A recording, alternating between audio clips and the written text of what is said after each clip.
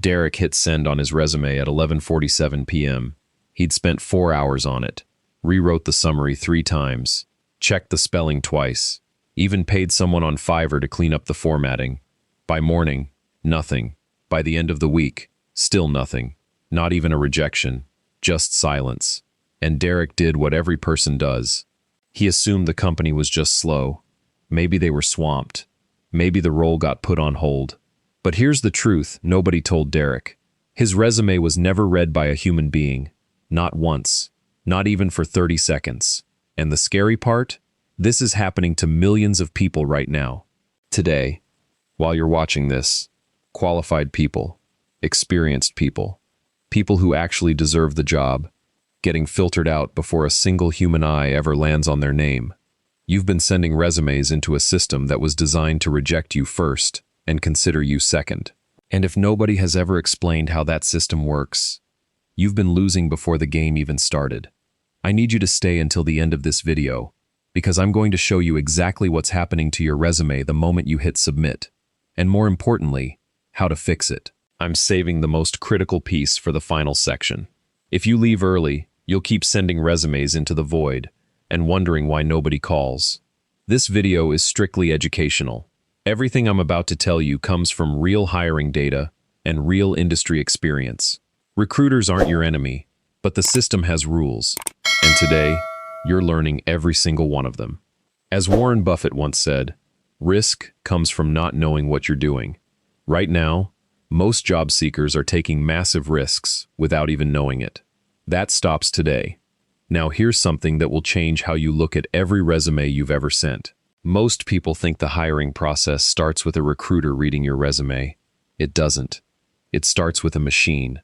Over 98% of Fortune 500 companies use what's called an applicant tracking system, an ATS. That's according to data from JobScan, one of the leading resume optimization platforms in the country. This software scans your resume before any human ever touches it. It's looking for specific keywords, formatting structures, and data signals. If your resume doesn't match what the system is programmed to find, it gets buried, automatically, instantly, without appeal. You didn't lose to a better candidate. You lost to an algorithm. And the worst part? Most resume templates people download from Google, Pinterest, or Canva are ATS killers. The fancy columns, the icons, the text boxes, the graphics, the system can't read any of it. Your 10 years of experience become invisible. Your certifications disappear. Your name might not even parse correctly. You spent hours building something the machine literally cannot process, and you had no idea. This is where it gets serious. Let's talk about keywords, because this is where 90% of job seekers get eliminated before they ever have a chance. Every job posting is essentially a coded list of what the ATS is scanning for. The exact words used in the job description, those are the keywords the system is matching against your resume. Not synonyms, not close alternatives. The exact words. Here's a real example. A job posting says, project management. Your resume says, overseeing projects. To a human, those mean the same thing. To an ATS, they don't match. Your resume scores lower. You drop in the rankings. A less experienced candidate who mirrored the job description's exact language moves ahead of you. According to a study by the recruiting platform Laver, recruiters spend an average of just 7.4 seconds reviewing a resume that actually makes it through the ATS filter. 7 seconds. Which means, even if you survive the machine, you've got less than 10 seconds to grab a human's attention. You're fighting a 2-stage war. Most people don't even know the first stage exists. Here's what most people don't realize. Your resume is not a biography. It is not a list of everything you've ever done. It is a targeted document, and it needs to be rebuilt almost every time you apply. Ryan, a senior talent acquisition manager with 12 years of experience placing candidates at major corporations, put it this way, in a widely shared HR industry article, a generic resume tells me you want a job. A tailored resume tells me you want this job. One gets a callback, the other gets archived. So here's what you actually do. Pull up the job description, copy it into a document, identify every specific skill, tool, responsibility, and qualification they list. Then go back to your resume and make sure your experience reflects that language, in your own context, with your own results. You're not fabricating anything. You're translating your real experience into the language the system and the recruiter are both scanning for. This single change, tailoring your resume per application, can increase your callback rate dramatically. JobScan data shows that resumes optimized for ATS keywords get interviews up to 50% more often than generic ones. 50%. That's not a small edge. That's the difference between Derek's silence and a phone call Tuesday morning. Now here's where things shift. Let's talk about formatting, because the way your resume looks could be the exact reason it's getting ignored.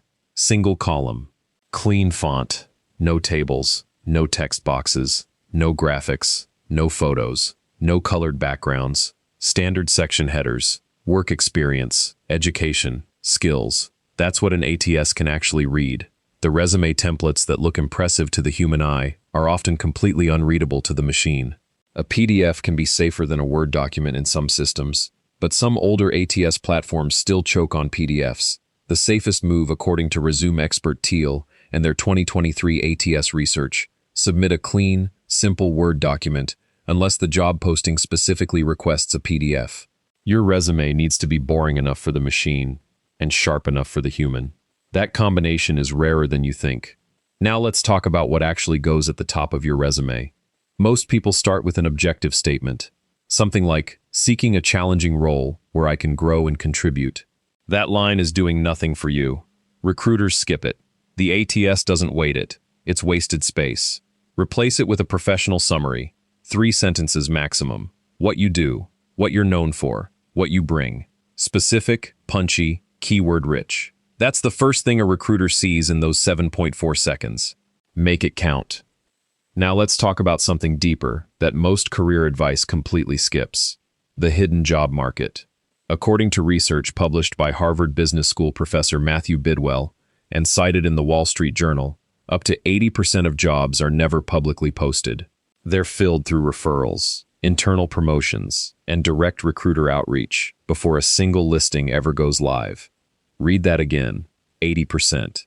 Which means the job boards you've been obsessively refreshing, LinkedIn, Indeed, ZipRecruiter, those are showing you 20% of what's actually available. The other 80% requires a completely different strategy.